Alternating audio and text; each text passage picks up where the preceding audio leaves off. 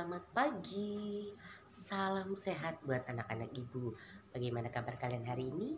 Semoga kalian selalu dalam keadaan sehat. Hari ini adalah hari terakhir kita mempelajari tema 6 pada subtema yang ketiga di pembelajaran 5 dan 6 pada mata pelajaran IPA dan juga Bahasa Indonesia. Nah, untuk pertemuan berikutnya berarti kita akan mempelajari pada tema yang ketujuh. Nah, sekarang mari kita bersama-sama mempelajari materi pembelajaran kita pada hari ini. Diharapkan kalian menyimak, memperhatikan, dan memahami materi pembelajaran yang Ibu berikan pada video pembelajaran Ibu kali ini. Sekarang mari kita bersama-sama masuk ke materi pembelajaran kita. Barang-barang dalam kehidupan sehari-hari banyak yang memanfaatkan sifat benda sebagai konduktor atau isolator. Contohnya seperti selimut dan panci. Selimut berfungsi sebagai memerangkap udara. Udara adalah isolator sehingga tidak menghantarkan panas yang keluar dari tubuhmu. Dengan demikian badanmu tetap terasa hangat. Kemudian pada panci, bagian konduktor menghantarkan panas dari api kompor ke makanan yang dimasak, yaitu pada bagian berwarna putih atau aluminium. Kemudian pegangan panci terbuat dari plastik yang merupakan isolator sehingga tidak akan kepanasan ketika kita memegangnya. Contoh lain adalah oven atau pemanggang juga menggunakan prinsip perpindahan panas secara konduksi. Dengan menggunakan bahan konduktor seperti aluminium, diharapkan panas dari sumber panas seperti kompor tidak keluar, sehingga panas tersebut dapat mematangkan kue atau masakan yang dipanggang.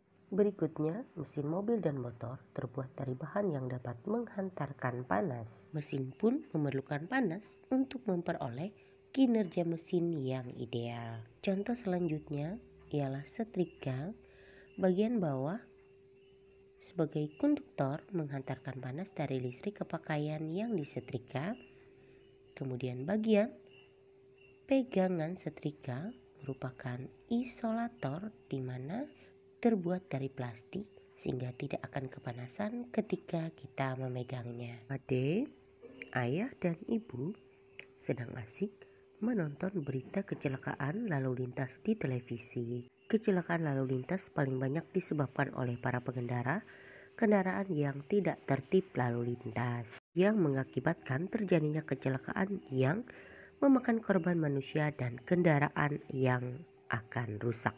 Begitu juga contoh seperti pencemaran lingkungan, rusaknya fasilitas umum, perilaku yang tidak disiplin menjadi permasalahan sosial di sekitar kita. Pencemaran lingkungan terjadi karena masyarakat membuang bahan-bahan berbahaya secara sembarangan di lingkungan alam. Pencemaran limbah cair ke sungai-sungai dapat mencemari air sungai yang menyebabkan kerugian bagi masyarakat yang menggunakannya. Pencemaran udara juga dilakukan oleh kendaraan yang sudah tidak layak jalan, sehingga mencemari udara dengan bahan berbahaya seperti timbal dan karbon monoksida, dan pabrik-pabrik membuang limbahnya melalui udara. Fasilitas umum biasanya disediakan oleh pemerintah yang digunakan untuk keperluan masyarakat.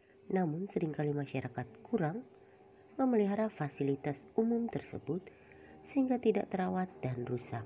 Nah, ketika fasilitas umum itu rusak, maka hak orang lain untuk menggunakannya akan terhambat. Selanjutnya, perilaku tidak disiplin di jalan raya sehingga mengakibatkan kecelakaan lalu lintas dan kemacetan seperti pada gambar, yang merupakan salah satu akibat dari perilaku yang tidak disiplin sehingga dapat merugikan diri sendiri dan juga orang banyak.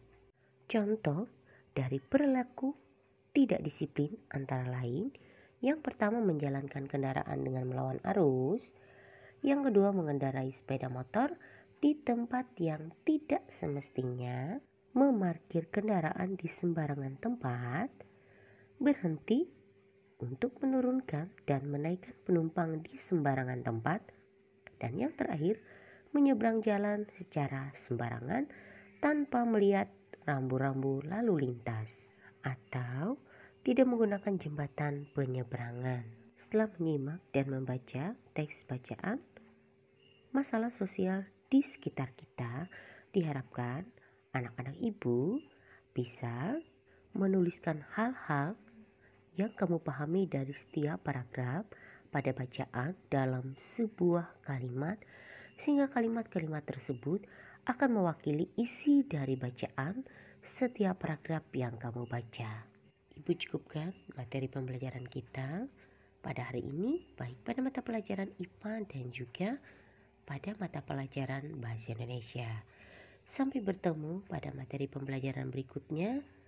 Terima kasih.